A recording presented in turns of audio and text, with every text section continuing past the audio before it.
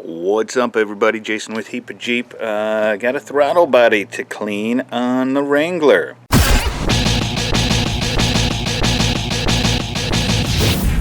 Well, a while ago I did a video on cleaning the throttle body on that Jeep right there, the Renix, the 1990 Cherokee. But my camera died on it, and it just wasn't a real comprehensive video on the actual cleaning of the throttle body. I've got to do it again for the Wrangler, and figured I could do a better job with the video, and hopefully this time my camera will stay running. But let's get to it and get this thing clean. So some of the symptoms of a dirty throttle body could be as simple as it's just not idling right. You're using a lot more gas. You're having problems accelerating. Once all that carbon builds up in there, it starts affecting the idle air control valve and things like that. It can lead to a lot of symptoms, and it should just be a regular maintenance, part of the tune-up kind of thing, to clean this every once in a while, because it gets pretty dirty and nasty. And just from looking down in there, I'm guessing this throttle body has never been off this Jeep. This is a 1995. I'm guessing in all that time, no one has ever pulled this off to clean it. It is a mess. So the throttle body is right down here. Airbox leads right into it. Basically, to get it off, it's only going to be a few bolts, a couple of plugs, and that's not too hard, so it shouldn't take long.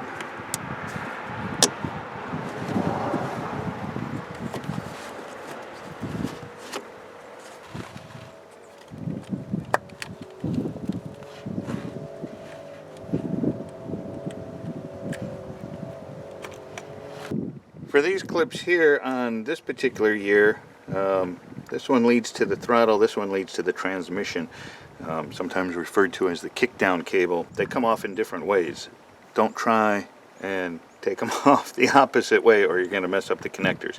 So the kickdown cable slides up, and that's what disconnects it from the bracket here. And this one just pops off. It's just a little ball on there, and a screwdriver will help just kind of pop it off. Now there's 4 bolts holding it on now.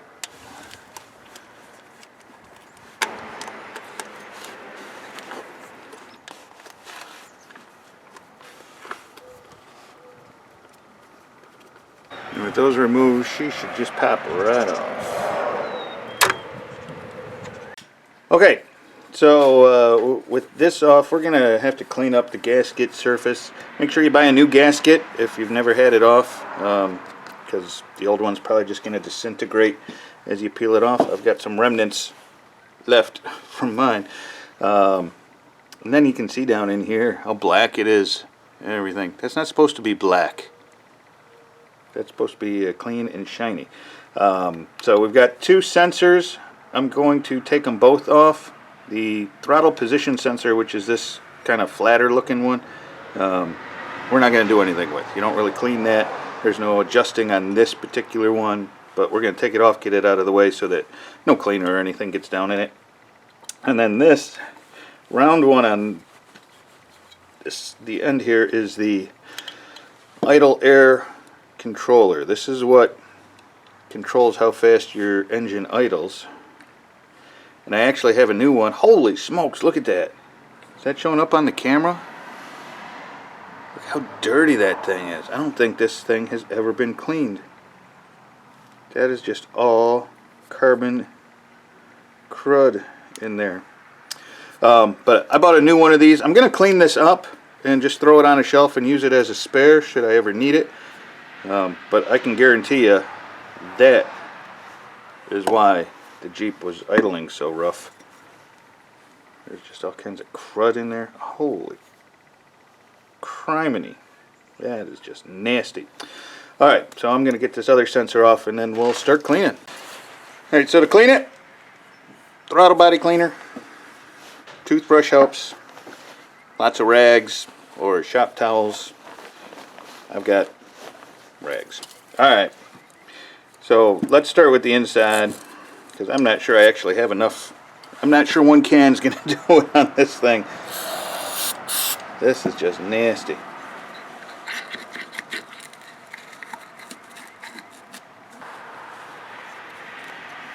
You see all the carbon built up along the inside edge there? That's just crazy. I mean, maybe a lot of Jeeps look like this. I've done this on my 96 XJ and my 1990 XJ, and neither one was this bad. They were bad, but not like this. This is just horrid.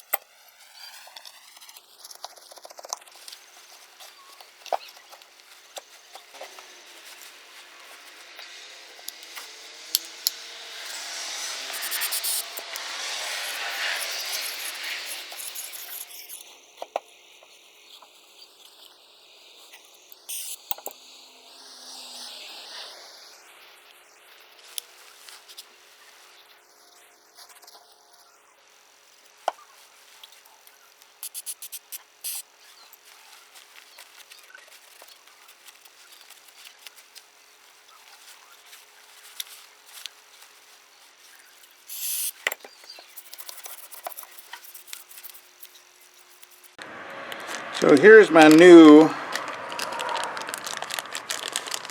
idle air control valve. Nice and clean and pretty and shiny. And that's what I'm going to put back on here. But just so you can see how to clean this, let me show you how to do it.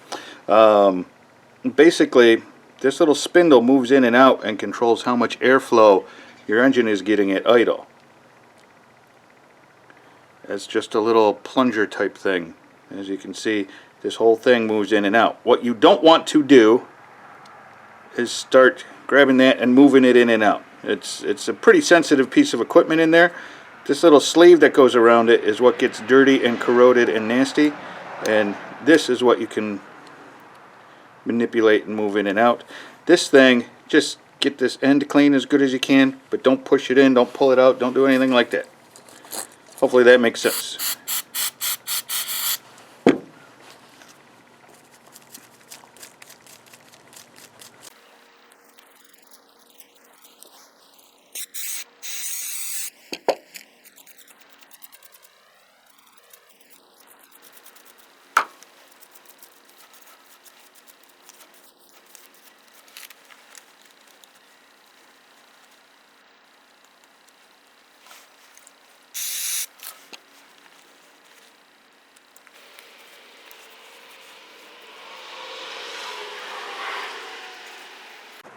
There we go. Much better. I mean, all the carbon's off. It's still discolored.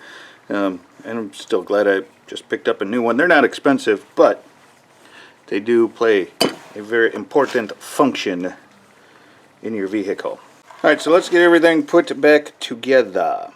Make sure the O-ring is on that so that it seals up nice and tight.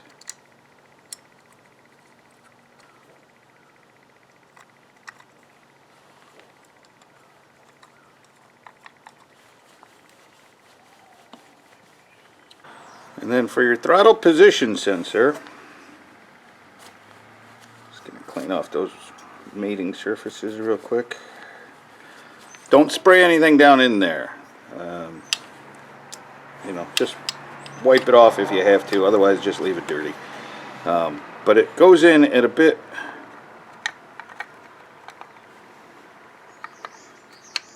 of an angle like that. See, it should be sitting like that, but you've got to twist it just a few degrees to get it on, and then when you twist it like that, that's where it zeroes itself out or something. I don't know the mechanics behind it, but don't let it freak you out that it's not lining up exactly at 0.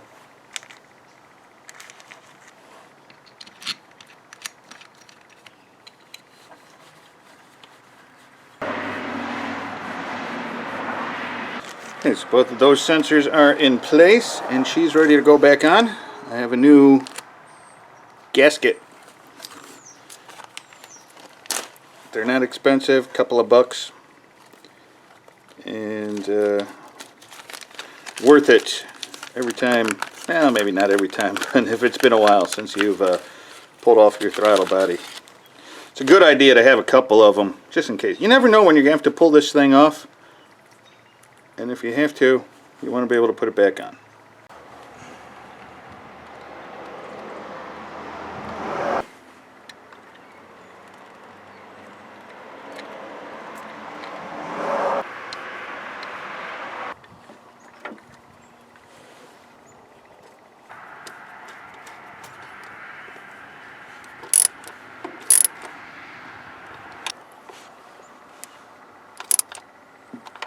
And we're just going to plug everything back in.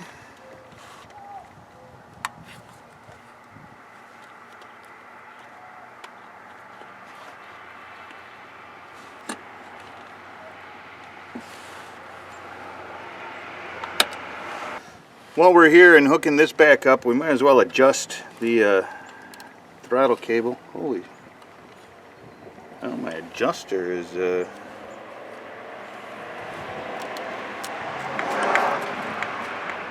we go. Basically, you push this button down, push the cable in, open it to wide open throttle, let everything go, and that's how you adjust it. If your transmission is shifting funny, that's the first thing to always adjust. Okay, so with everything hooked back up, I think we can put it all back together.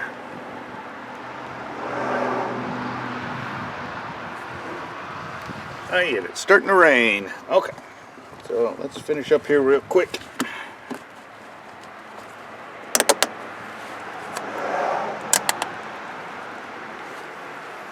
There we go. Let's fire her up.